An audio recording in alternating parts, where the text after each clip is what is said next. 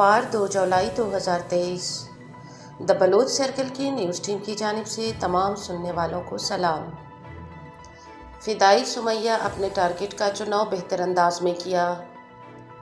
تربت حملے میں پاکستانی اداروں کے میجر اور بریگیڈیئر افسران کے ہلاک اور زخمی ہونے کی اطلاعات۔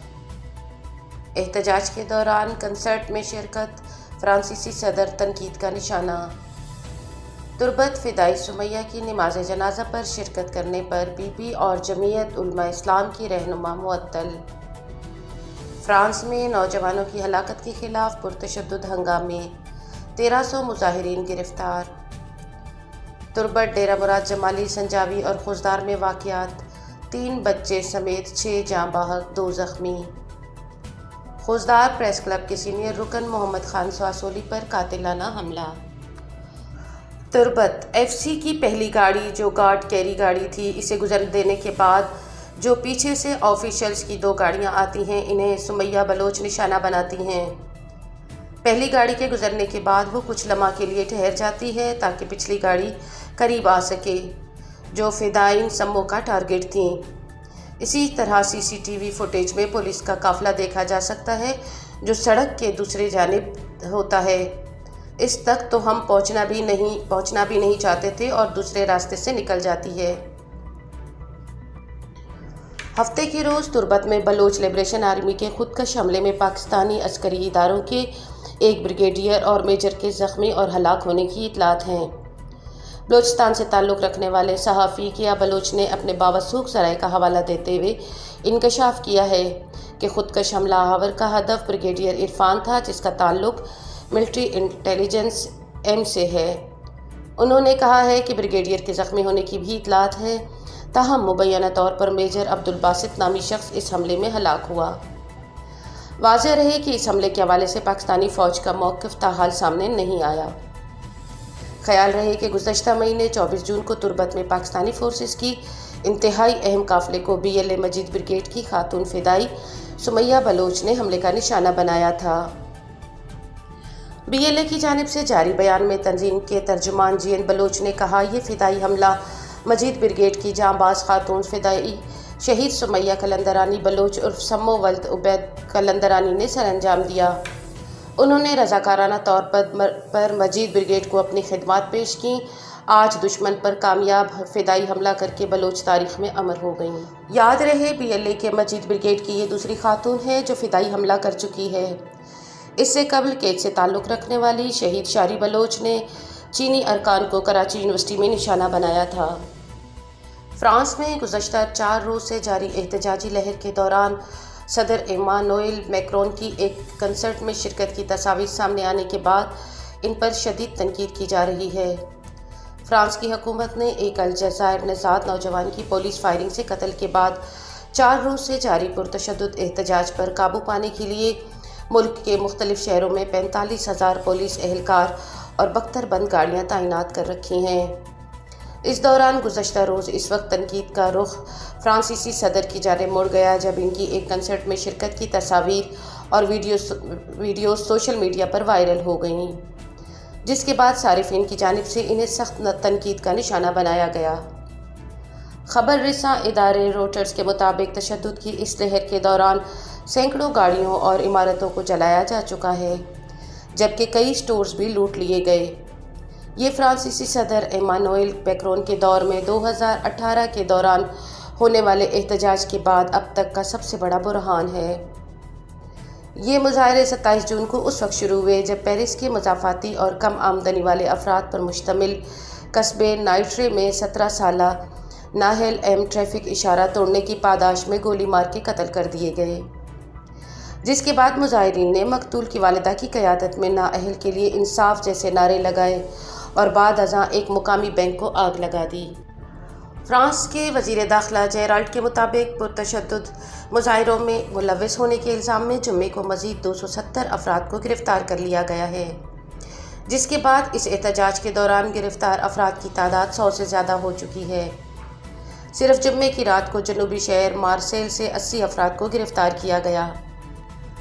اس سے قبل فرانسیسی پولیس نے جمعرات کی رات جاری کیے گئے بیان میں کہا کہ تعینات افسران کو مارسیل، لیون، پاؤ، ٹولوز اور للی میں احتجاج کے دوران مختلف واقعات کا سامنا کرنا پڑا ہے۔ اس واقعہ نے فرانس کے بڑے شہروں کے ارد گرد کم آمدنی والے نسلی طور پر مخلوط مضافاتی علاقوں میں قانون نافذ کرنے والے اداروں کے خلاف تشدد اور نسل پرستی کی دیرینہ شکایت کو جنم دیا۔ ناہیل ایم نامی نوجوان کو منگل 27 جون کی صبح ٹریفک اشارہ پر نہ رکنے کی بنیاد پر ناکامی کی وجہ سے گولی مار دی گئی۔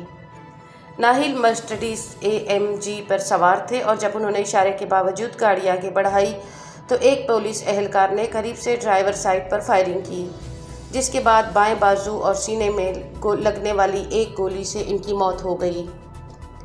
پولیس افسر کے وکیل کے مطابق انہوں نے ڈرائیور کی ٹانگ کا نشانہ لیا تھا لیکن وہ ٹکرا گئے، جس کی وجہ سے گولی سینے کی طرف لگی۔ وکیل کا موقف ہے کہ ان کے موکل کی حراست پرسکون رکھنے کی کوشش کے لیے استعمال کی جا رہی ہے۔ فرانسیسی صدر میکرون نے بدھ کو دیے گئے ایک بیان میں کہا کہ فائرنگ ناقابل معافی ہے۔ انہوں نے فائرنگ کے بعد پھیلنے والی بدامنی کی بھی مذمت کی ہے۔ جمعے کی رات مارسیل کے میئر ہینوے پایان نے مرکزی حکومت سے اضافی اہلکار بھیجنے کی درخواست کی۔ اپنی ٹویٹ میں ان کا کہنا تھا کہ تشدد اور لوٹ مار کے مناظر ناقابل قبول ہیں۔ احتجاج کی اس تازہ لہر کے دوران اب تک 200 سے زائد پولیس اہلکار بھی زخمی ہو چکے ہیں، جبکہ مظاہرین درجنوں دکانوں کو لوٹنے کے علاوہ 2000 گاڑیوں کو بھی نذر آتش کر چکے ہیں۔ فرانس میں ہونے والے اس احتجاج نے سال 2005 میں ہفتوں تک جاری رہنے والی ملک گیر احتجاج کی یاد تازہ کر دی، جس کے بعد صدر یاک شیراک نے ملک میں ایمرجنسی نافذ کر دی تھی۔ 2005 کا احتجاج 2 نوجوانوں کی کرنٹ لگنے سے اموات کے بعد شروع ہوا تھا، جو ایک بجلی گھر میں پولیس سے بچنے کے لیے جا کر چھپے تھے۔ قابض ریاست کے بوٹ پالش جماعتوں نے فدائی سموں کے نماز جنازہ میں شرکت کرنے پر مقامی قیادت کو معطل کر دیا۔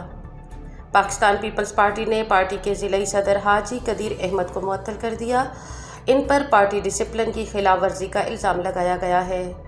تاہم اس معطلی کا اصل سبب BLA کی مجید بریگیڈ سے وابستہ فدائی سمیہ قلندرانی عرف سمو بلوچ کے نماز جنازہ میں ان کی شرکت بتائی جا رہی ہے۔ دوسری جانب جمعیت علماء اسلام نے بلوچستان کے نائب صدر اور ضلع کیج کے صدر خالد ولید سیفی سے جواب طلب کیا۔ JUI کی جانب سے اظہار وجوہ کی نوٹس میں خالد ولید سیفی کو فدائی سمو بلوچ کے جنازہ میں شرکت اور نماز پڑھانے پر بلوچستان جماعت کو جواب دینے کی ہدایت کی گئی ہے۔ آپ جانتے ہیں کہ خالد سیفی نے بدھ کی شام تربت میں فدائی شہید سمو بلوچ کی نماز جنازہ پڑھائی تھی، جبکہ نماز میں پیپلز پارٹی کے صدر حاجی قدیر احمد اور جماعت اسلامی کے ضلعی امیر نے شرکت کی تھی، جبکہ پارلیمنٹ پرست بلوچ جماعتوں کی قیادت اور کارکنان میں سے کوئی بھی نماز جنازہ میں شریک نہیں ہوا تھا۔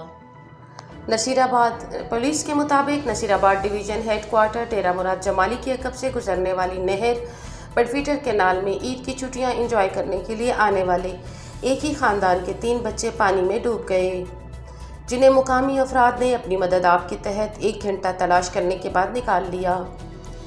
ڈوبنے والوں میں 8 سالہ احسان علی اور 9 سالہ ابو بکر جاں بحق ہو گئے، جبکہ 7 سالہ عباس علی کو بے ہوشی کی حالت میں ہسپتال منتقل کر دیا گیا، جبکہ دوسری طرف خوزدار سورگس کے مقام پر ویگو گاڑی اور موٹر سائیکل میں تصادم 2 افراد شدید زخمی ہو گئے۔